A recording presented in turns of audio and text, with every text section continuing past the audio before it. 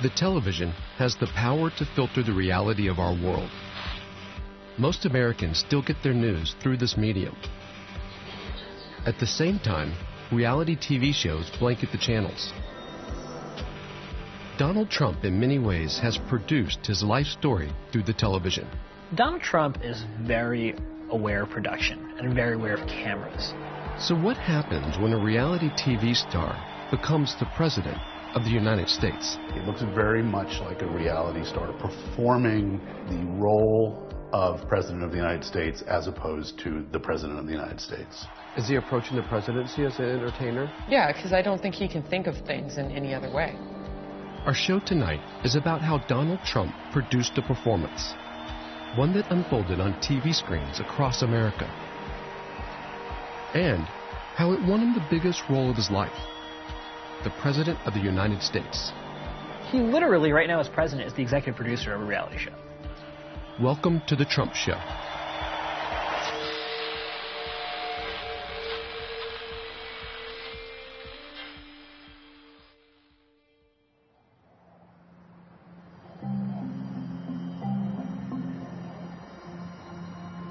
In 2002, a reality TV producer wanted to take the backdrop of New York City to be the set of a TV business competition.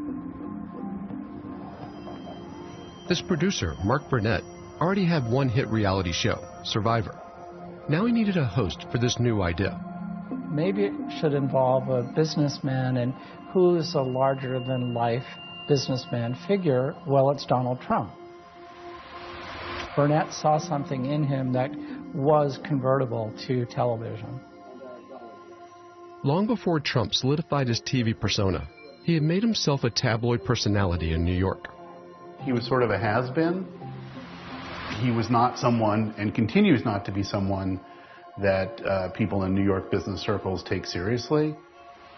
We knew that, but Burnett helped him spin that sort of C-list billionaire blowhard personality into reality stardom with this veneer of authority.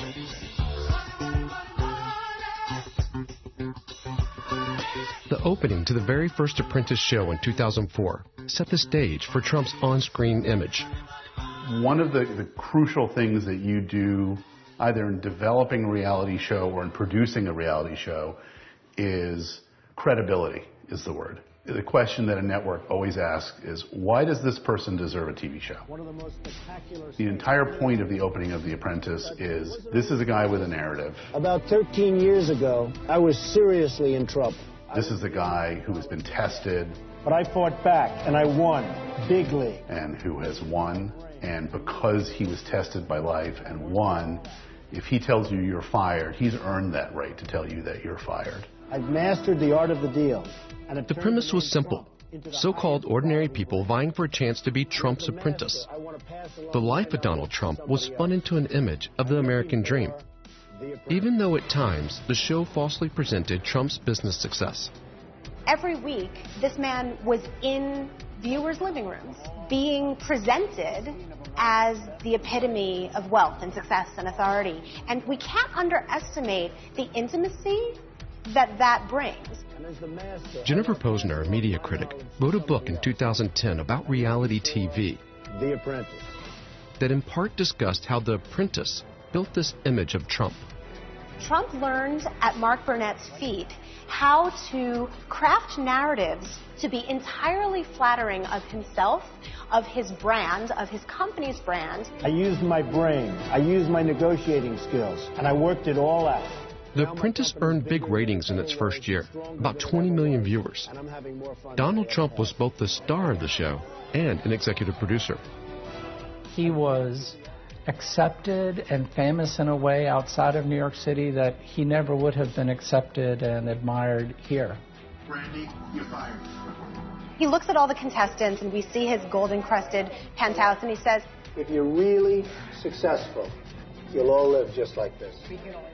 if you are lucky, if you work really hard, maybe one day you can live like me. You're fired.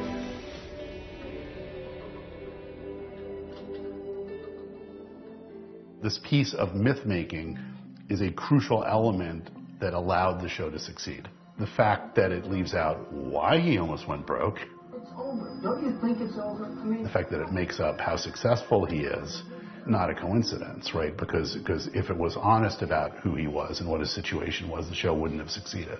And how did it change him in his own psyche? Oh, I think this Apprentice years affirmed for Donald his vision of his own glory. And who will be the apprentice? The Apprentice is what really brought him that celebrity fame that he had craved and strove for decades.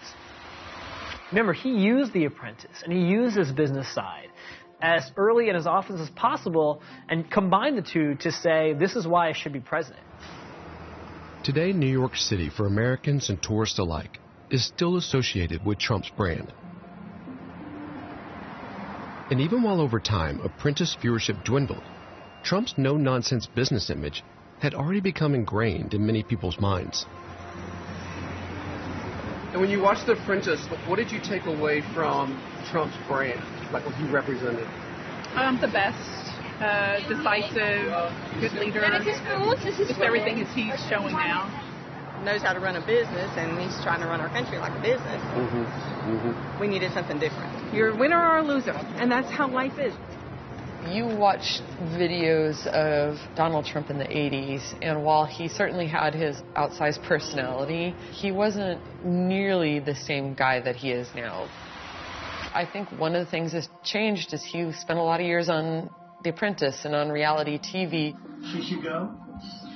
You don't talk in full sentences. So you throw her under the bus? No, I'm not. A lot of it's about just sort of general emoting and dumbing things down. And he learned to kind of be that guy. He maybe has turned into that guy. And that's the guy that was able to run a successful campaign despite defying every rule of politics.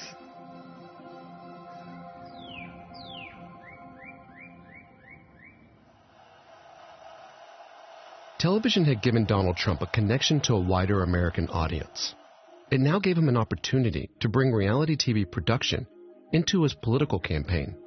They're bringing drugs, they're bringing crime, they're rapists, and some, I assume, are good people. One of the basic tenets of reality TV production is conflict is the priority always. Conflict is the end. They're not sending their best. They're not sending you.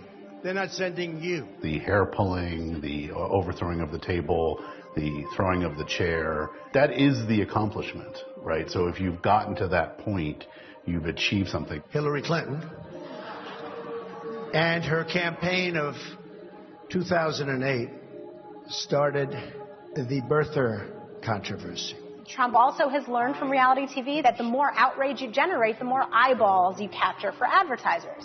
Except this time, he's used outrage to capture voters' imaginations as opposed to eyeballs for advertisers. I finished it. You know what I mean. And honestly, Megan, if you don't like it, I'm sorry. I've been very nice to you, although I could probably maybe not be based on the way you have treated me. During the primary debates, with the moderators either unable or unwilling to control the proceedings, other candidates and the presenters themselves became locked into Trump's production of conflict. You've had nothing but problems with your credit cards, etc. Let me tell you about that. You know what that is? That's Jeb's special interest in lobbyists talking. Look, let me just tell you something. Jeb. In the end, Trump's battles on stage gave the networks record ratings and gave Trump a disproportionate amount of attention. I'm relaxed. You're the basket case. There's no right or wrong in reality TV. There's only interesting and uninteresting. And Trump is, above all other things, interesting. Michael Hirschhorn oversaw reality TV programming for VH1 for many years and still makes reality TV shows. And so if you're starting to view the world through the lens of a reality TV consumer, which I believe we've been trained to do, we only care that he be interesting. It doesn't really matter what the implications of what he's saying are, who gets hurt, what happens, if it's even consistent with the next thing he says. Being interesting not only meant TV coverage, it helped paint him as the man who wasn't afraid to say what he thought. Please welcome the next president of the United States, Mr. Donald J.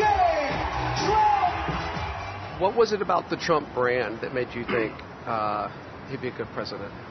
Honesty. He says what he thinks, and then he does what he says. I really liked his whole talking about political correctness. It's a disaster. It really is annoying. People drive me nuts with this political correctness stuff, and he tapped into that. We'll build that wall. Mr. Trump lives moment to moment almost, from one episode to the next. So what works for him in a given moment works for him in that moment. So he can, in that moment, can say something, he can assert A, and then an hour later, in a different moment, he can assert non-A, and the contradiction drives everybody else nuts. But it doesn't seem to bother him. Dan McAdams spent several months studying Donald Trump's psychological personality profile and found similarities to the television world. He just does what he needs to do in the moment to win the moment. So he'll just say things that many of us will see as racist or misogynist, and we're sort of shocked by it. Many people are shocked by it, but his followers love it. It's like red meat, and he'll continue to do it.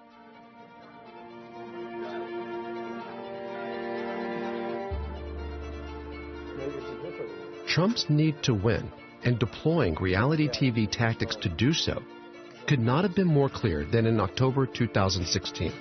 You know, I'm automatically attracted to beautiful. I just start kissing them. It's like a magnet. You just kiss. I don't even know. And when you're a star, they let you do it. You can do anything. Whatever you want. Grab them by the I can do anything. The Access Hollywood footage dropped 2 days before a presidential debate. While it quickly dominated the airwaves, Donald Trump hastily put out a statement, calling it locker room talk. We're ready. Let's go. Make me a soap story. How about a little hug for the Donald? Then, on the night of the debate, he flipped the story. He had been put behind the ball, and he knew that the sort of way to sort of regain control was to escalate conflict. And he's good at that because he thrives on it. Now, what had happened that day is we were told we're getting a 30-second photo op of Donald Trump preparing for the debate. We had no idea. So a small group, a couple of photographers, myself, and a camera guy, we were allowed access. So we think we're about to walk in to a photo op with Trump just poring over debate notes. So we walk in, and you see the Clinton accusers. And there's actually video, and you could see my face just go. It was the most shocking moment of the campaign for me. And that's saying something, given some of the things that I witnessed. These four very courageous women have asked to be here. The surprise reveal, the turn, the change, the switcheroo, the misdirect. Oh, you don't like, it turns out that came out? What can I do? What can I do? How do I get you to stop talking about me saying grab them by the Oh, I know. Mr. Trump may have said some bad words, but Bill Clinton raped me. It was kind of, oh snap, he went after Bill Clinton. Now Bill Clinton's going to be sitting in the front row. It's going to be crazy. Who knows what's going to happen? Are they going to shake hands afterwards?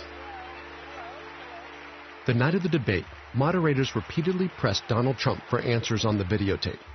If you look at Bill Clinton, far worse, minor words, and his was action. His was what he's done to women. There's never been anybody in the history of politics in this nation that's been so abusive to women. So you can say any way you want to say it, but Bill Clinton was abusive to women. Hillary Clinton attacked those same women and attacked them viciously. 4 of them here tonight. By using these women as props, I think it definitely sent the message that sexual harassment and sexual assault are not serious issues, that it's just a big old game of gotcha. And it's just a political point-scoring thing as opposed to a very serious issue that affects a lot of people's lives. In terms of what his supporters thought about it, they loved it. And they loved that he would use Bill Clinton's alleged indiscretions against him. Because there was a decent chunk of the supporters that looked at the Access Hollywood tape and believed it was just locker room talk. People would wear shirts to his rallies that would say, "We need Trump to grab America by the bleep," you know. So Hillary won the debate, but Trump won, I guess what I would call kind of a meta-narrative around the debate, where he was sort of telling a story, producing a story that he knew that audiences cared more about than, let's say, education policy.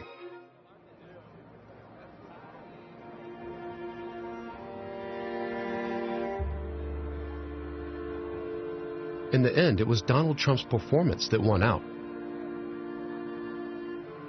Even if he didn't win the popular vote, Trump managed to capture a section of America's voters who believed the image he projected, whether or not it was real. And perhaps not surprisingly, when he took the oath on January 20th, the production didn't stop. Preserve, protect, and defend. Donald Trump of The Apprentice now held the most powerful position in the world. So help me God. So help me God. Congratulations. I think this is essentially a performative presidency. I'm unclear whether Trump understands the difference between being a president and playing a president. He's really, I think an authentic fake. I mean, I think he really is. He embodies the role. He has taken the role on so much that Donald Trump is always playing Donald Trump. And we all salute the same great American flag. So would the new president take elements of the reality TV playbook to the mechanics of governing? Almost immediately, he presented a pivotal decision with the flourish of a reality TV show.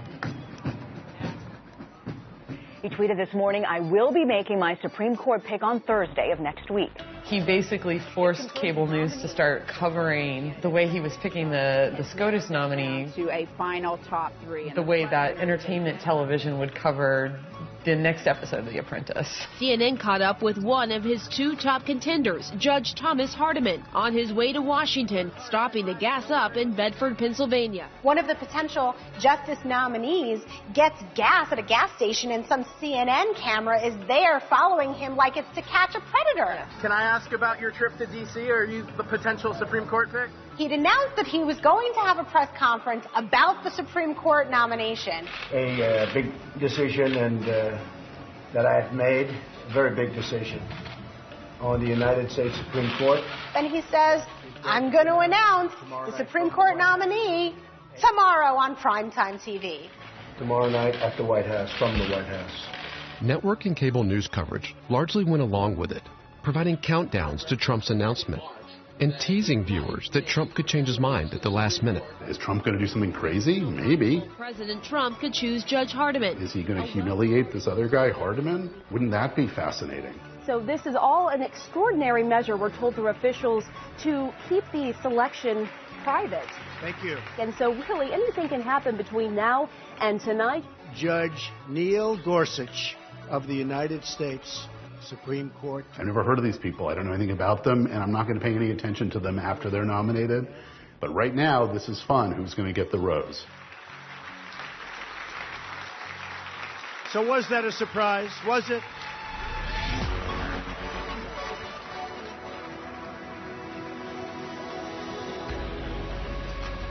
The primetime SCOTUS announcement is just one example of how Donald Trump has managed to deepen the blur between news and entertainment. It also points to a dynamic that Trump has set up with the American press. I don't believe the media is explicitly in Trump's pocket, but, to borrow kind of cheap pop psych term, they're codependent. So they're on some very deep level, conscious and unconscious, require Trump to continue to make news no matter how they react. Don't be rude. Don't be rude. No, I'm not going to give you a question. I'm not going to give you a question. You are fake news. So the Trump war on CNN, which I don't believe is a real war, benefits CNN and it benefits Trump.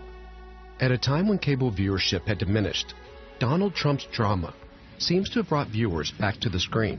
Good evening. Cable news ratings, even C-SPAN viewership of Press Secretary Sean Spicer's briefings have soared. Okay, so I apologize that NBC News' reporting is based on the New York Times false reporting. But at the end of how can it be accurate reporting, Glenn? He does set up a story and the story has a hero in it named Donald Trump, and it has some villains, and they're named the press. And so you're calling him a liar? You didn't say so. The specifics. Jonathan, I'm talking to Glenn. I'm talking to... You know, the press conferences are getting extraordinary ratings. They are not about information. They are theater.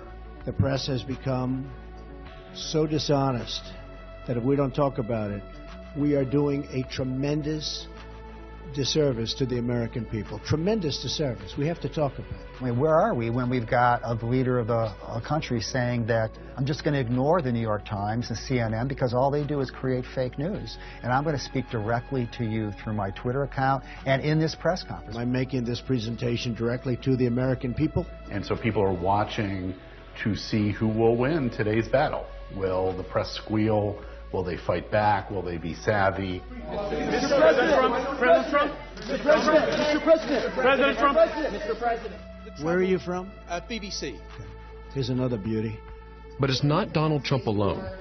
His administration has aggressively pushed an anti-press agenda, arguing over the very idea of truth. Don't be so overly dramatic about it, Chuck. You're saying it's a falsehood, and they're giving Sean Spicer, our press secretary, gave alternative facts to that. But the point remains alternative facts? On-air exchanges with Trump's spokespeople pulls conflict and theater to the forefront. That's human nature, but it has to go How about the both president's statements, Kellyanne? How about the president's statements that are false, like the murder rate is the highest it's been in almost half a century? False. On one hand, you know that it's fake and you know it's ridiculous. On the other hand, it does seem when you watch a reality TV show that some of the people in it get caught up in the competition. They get caught up in the ridiculous premises of these reality TV shows. And I think Trump has locked journalists into kind of that same sort of mentality, which is on one hand, they know this is ridiculous.